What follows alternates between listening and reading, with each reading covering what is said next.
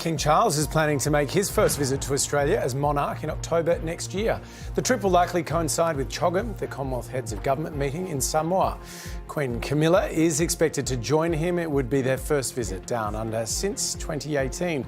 And word is they're just waiting for the PM to issue a formal invitation. Well, Latika Burke is here to tell us more. To what do we owe the pleasure of this visit from Their Majesties, Latika? Well, it's one word, CHOGM. It's actually 5 words. The Commonwealth Heads of Government meeting is the long title.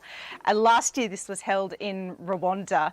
Next year it's going to be held in Samoa. So it would kind of be inexplicable for Charles and Camilla to go all the way to the Pacific and not stop by Australia. So this was always a trip that was baked in, and to be honest, it will come 2 years into his reign. So if he hadn't stopped by Australia by now, people would be starting to ask, hey, why isn't a royal tour happening down under yet? Latika, I have another theory. Do you think Charles is actually coming to check if we actually put him on our money? It's entirely possible. I doubt that the king or the monarch deals with much legal tender himself, however. Okay. Hey, Latika, we saw Harry and Meghan. They were mobbed when they came out to Australia a few years ago. Do you think Charles and Camilla can expect the same reception? Yes, I do actually. I think Charles' speech at COP was a good example of what he can bring to an Australian audience, and quite uniquely. You know, Australia, as we know, is a country that's been so divided politically on climate change. Well, here you have this king that was considered kooky and wacky when he started putting environmental issues on the agenda many, many decades ago.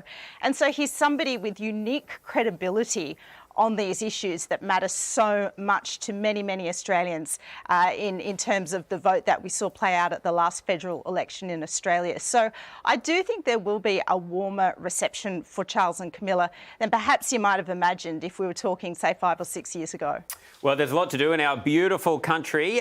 Where else do you think the royals would be likely to visit on this trip? Now, Bluey World will be opening in Queensland at about the same time. What do you think? They could stop in there? Well, given he's a huge environmentalist, and if you look at the other passage of his COP speech where he talks very strongly about Indigenous nurturing of the environment and land, I think that we could expect him to certainly pay homage to Australia's Indigenous and First Nations people. So I think you would see something like that. But this will be, I think, a bells and whistles tour. It's their first stop to Australia, and even the Republican movement has been quick to issue a statement today saying we will absolutely welcome the King to Australia's shores. Latika, the King Charles, he's got a bit of housekeeping to do before they head this way. How's he going to handle and tackle this alleged racism brouhaha in that book? I think by continuing to ignore it completely, and this is something that the palace has continued since the Queen's death. There has been a lot of mood music change in Buckingham Palace since Charles became the King. But in terms of not complaining and not explaining, when it comes to Harry and Meghan, this is absolutely a motto that Charles and Camilla have continued to abide by.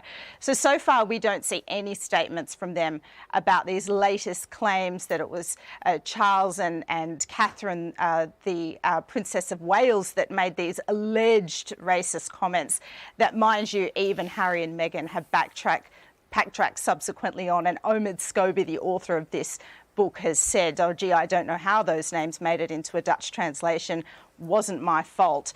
So the palace is studiously not saying anything, and I think we'll expect to see more of that. But of course that doesn't stop a lot of informed briefing in the press. Nice use of brouhaha. Thank you. Latika, thank you very much.